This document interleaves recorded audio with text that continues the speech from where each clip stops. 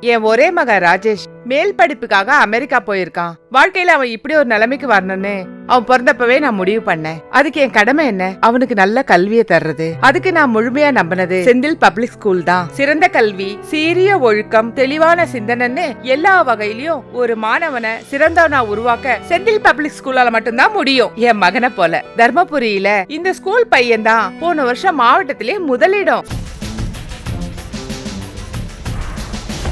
Senthil public school இப்ப சேலத்துக்கும் வந்தாச்சு.